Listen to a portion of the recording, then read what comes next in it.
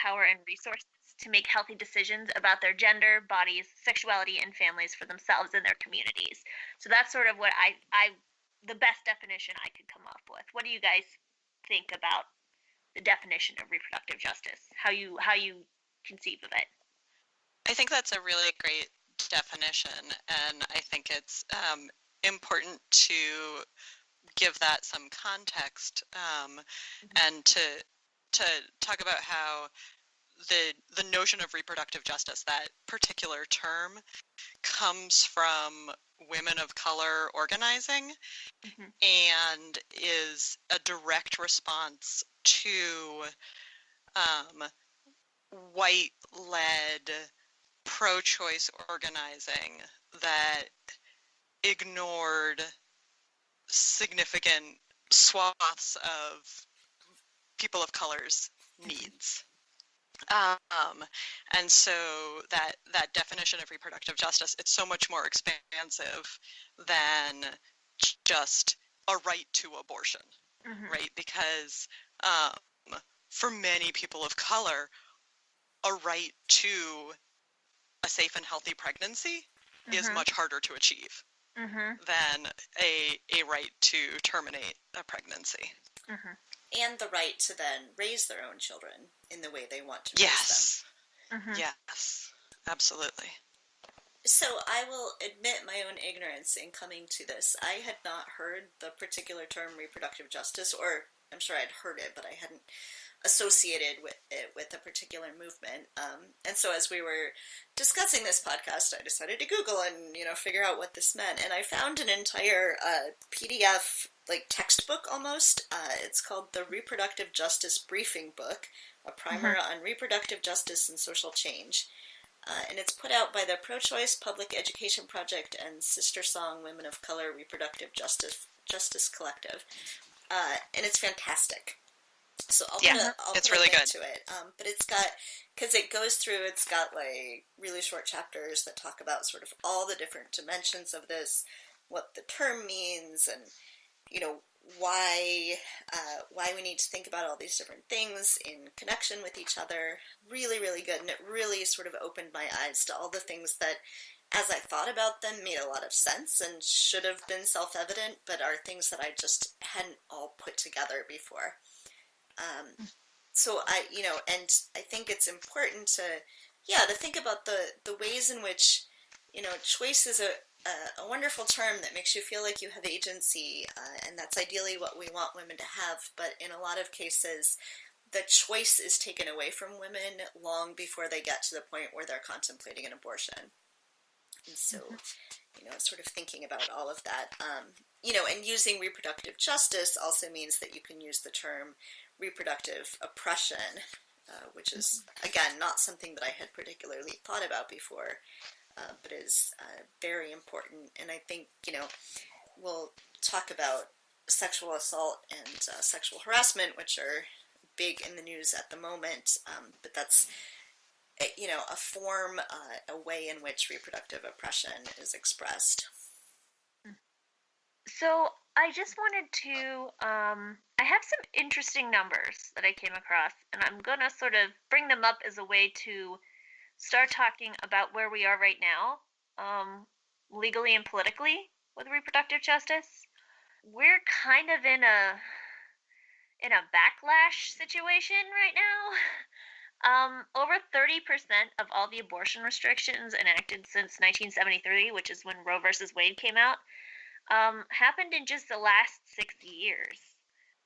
In the first half of 2017, this is just the first half of this year, 6 states introduced measures to ban all abortions. 8 introduced measures to ban after 6 weeks, 1 after 12 weeks, and 15 after 20 weeks. And then 17 states actually passed laws that are basically meant to just make women feel like shit before or after abortions. Like, that's the purpose. Some of them require fetal tissue to be buried or cremated. Some of them impose barriers for minors. Some of them force ultrasounds for women seeking abortions. Some of them require the bullshit 72-hour waiting period. Some of them bar abortion by telemedicine, which is really shitty because that was that was sort of a good way to get to people who are in states with a lot of problematic restrictions. And 3 states passed legislation to restrict funding for family planning clinics. So we're kind of in an era, I mean, we're in an era where our president bragged about sexual assault. I don't know.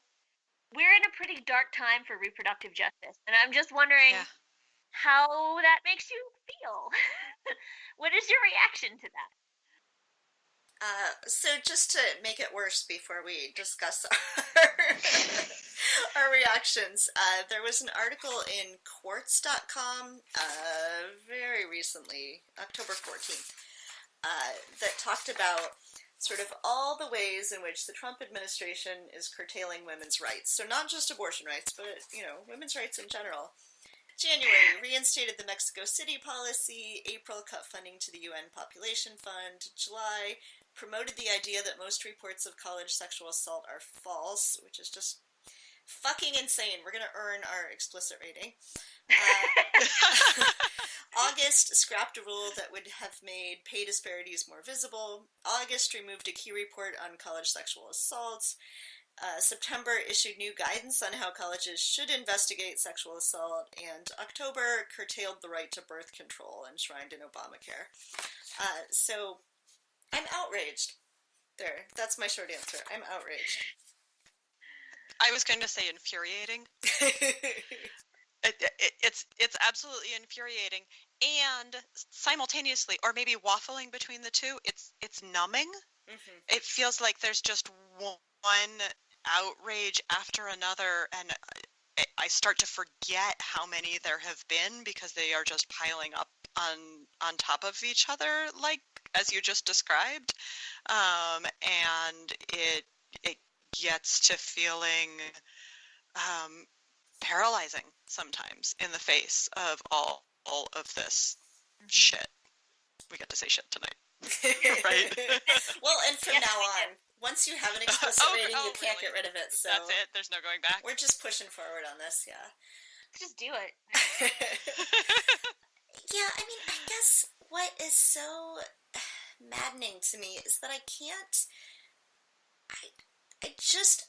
I want to give people the benefit of the doubt. I want to sort of come up with benign reasons that certain things come into play. I want to say, well, people are trying to, their religious freedoms, they feel like they're being are threatened, but there is just simply no way to make any logical sense of all of these positions. Like, you want to cut access to birth control.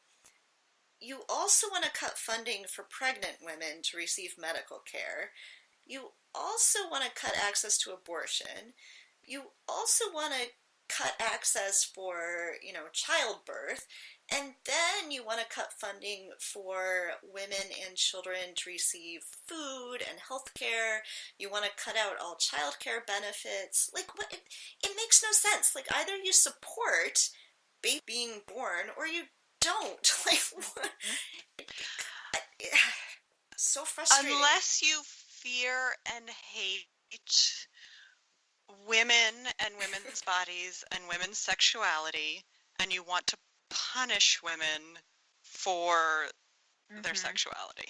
Yeah, then all of those pieces you just named make sense. Yes, I think the way to understand this is, do you remember on that god-awful night in 2016 when Van Jones referred to the election of Trump as a white lash? I feel like there are some elements of the Trump administration that are also like a man lash. Like, that uppity bitch Hillary Clinton, how dare she run? These women are just getting too big for their britches. Let's just go all out and put them back in their place. That's the way that you can understand this, is through the framework of, while women have gotten out of control with this equality stuff. I actually had someone on Facebook last week yell at my friend and tell her, fuck equality, women and men aren't equal. And I'm like, wait, what year is it? I'm really confused. So I guess I just can't understand it being so explicit in 2017. Like, obviously it is. Like, I get that it's happening and that it's being explicit. I feel like their policies don't even make sense on their own face. Like, you want to restrict abortion past 20 weeks because of dubious claims that that's when the fetus starts feeling pain. Like, okay, let's accept your argument for a moment. Then why can't you abort if a fetus has a genetic anomaly that will cause it pain? Like, if the point is that it's feeling pain, then, like, just on its own face, it doesn't make sense. Mm-hmm. Yep. Sorry, I've already gotten to the ranty part of the podcast. All the podcast is the ranty part. Let's talk a little bit about how progressives should be talking about reproductive justice. I feel like it's sort of reproductive justice has come up in the Democratic Party recently as sort of like a fault line.